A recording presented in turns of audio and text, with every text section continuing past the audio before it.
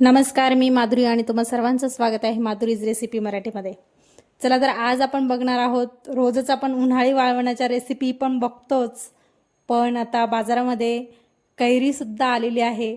आणि तर मागच्या वेळेस पण मी हा व्हिडिओ बनवलेला होता, चटणी बनवलेली होती, इतका छान व्हायरल गेलेला होता.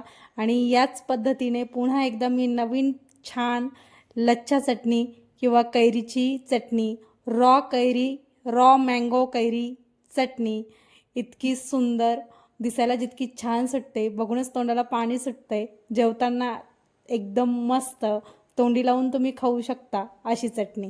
बनवायला अगदी सोपी आहे, अजिबात फारसा वेळ लागत नाही, एकदम कमी साहित्यात झटपट तयार होते. चला तर मग पटकन रेसिपीला सुरुवात करूया.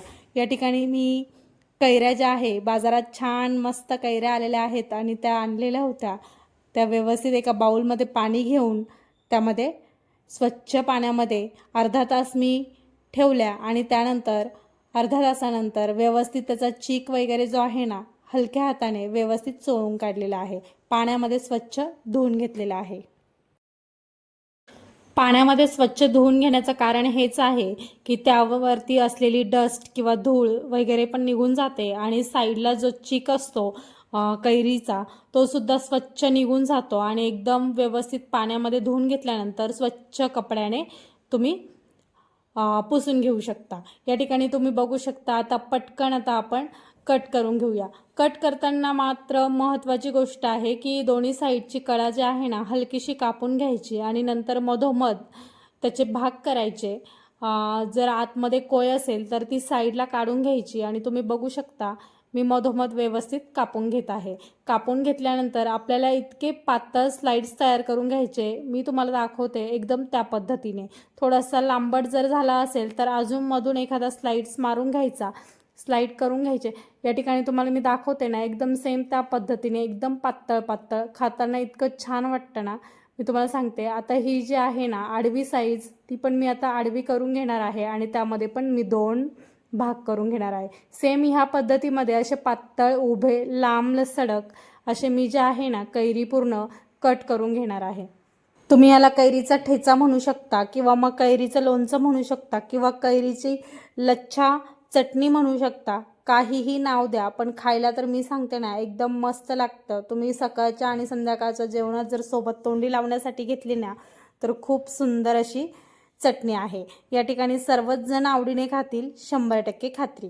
या ठिकाणी सर्व कैरी जी आहे ना व्यवस्थित मी कट करून घेतलेले आहे. आता थोडासा मी लसूण जो आहे ना त्याच्या पाकळ्या ज्या आहे व्यवस्थित सोलून घेतलेला आहे आणि तो सुद्धा बारीक छान व्यवस्थित कट करून घेतायचं. जर तुम्हाला ठेचलेला लसूणही आवडत असेल तर तुम्ही थोडासा खलबत्त्याला ठेचून घेतला तरी चालेल, पण मी इथे जो आहे ना एकदम छान बारीक व्यवस्थित कट करून घेते, म्हणजे पूर्ण ठिकाणी तो व्यवस्थित त्याचा फ्लेवर जो आहे ना तो उतरला जातो. या ठिकाणी लसूण व्यवस्थित कट करून झाला की आता आपण पुढची प्रोसेस करून घेऊया. जर तुम्ही अजूनही चॅनलवरला सबस्क्राईब केलं नसेल किंवा चॅनलवर नवीन असाल तर चॅनलला सबस्क्राईब करा आणि बेल आयकॉन दाबायला विसरू नका. याने काय होईल, माझ्या नवनवीन व्हिडिओचे नोटिफिकेशन तुम्हाला येत राहतील आणि मस्त छान झणझणीत, चमचमीत आणि स्वीट रेसिपीज तुम्ही बघू शकाल. या ठिकाणी तुम्ही बघू शकता कैरी जी आहे ना एका बाउलमध्ये टाकून घेतलेली आहे आणि आपण लसूण जो आहे ना तो सुद्धा कट करून घेतलेला आहे. आता वरतून आपण अर्धा चमच्याला थोडीशी कमी अशी हळद त्यामध्ये टाकून घेऊया. खूप सारी हळदीचं टाकायची नाही, थोडंसं फक्त हळद जी आहे ती टाकून घ्यायची. त्यानंतर कश्मीरी लाल तिखट टाकून घ्यायचं. कश्मीरी लाल तिखट हे जास्तीचं तिखट नसतं, ते फक्त दिसण्यासाठी तर्रीदार असतं.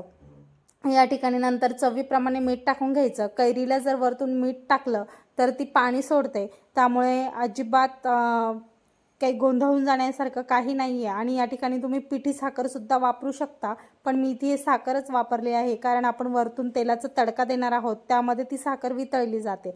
आणि मीठ पण टाकलं आहे, त्यामुळे साखरेचं आणि मिठाचं पाणी जे आहे ना हलकंसं कैरीला सुटतं. या ठिकाणी मी खूप छान 2 चमचे, पोह्यांचे चमचे असतात ते भरून घेतले तेल आणि त्यामध्ये कट केलेला लसूण टाकून घेतला आणि छान तडका पॅनमध्ये व्यवस्थित तडका देऊन घेऊया.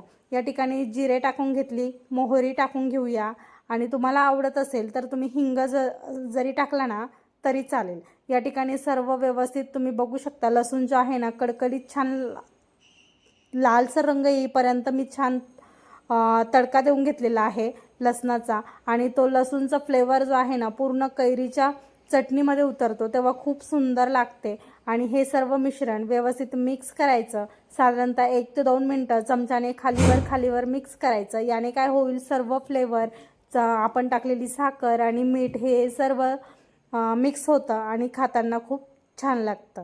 जर तुम्हाला आवडली असेल रेसिपी तर चॅनलला सबस्क्राईब करा आणि बेल आयकॉन दाबायला विसरू नका. ह्यावेळेसही आपण ही चटणी जी आहे ना खूप छान मस्त पद्धतीने बनवून घेतलेली आहे. तुम्ही ही नक्की ट्राय करा. आणि बघू शकता रंग किती सुंदर वाटतोय. तो रंग जो आहे ना जास्तीचं गोड, आंबट, तिखट असं थोडंसं काहीतरी फ्लेवर येतो आणि खूप सुंदर ही चटणी खायला लागते. त्यामुळे पटकन चॅनलला सबस्क्राईब करा आणि बेल आयकॉन दाबायला विसरू नका. माझ्या नवनवीन व्हिडिओचे नोटिफिकेशन तुम्हाला येत राहतील. मस्त खा, स्वस्त राहा, उन्हाळ्यामध्ये काळजी घ्या.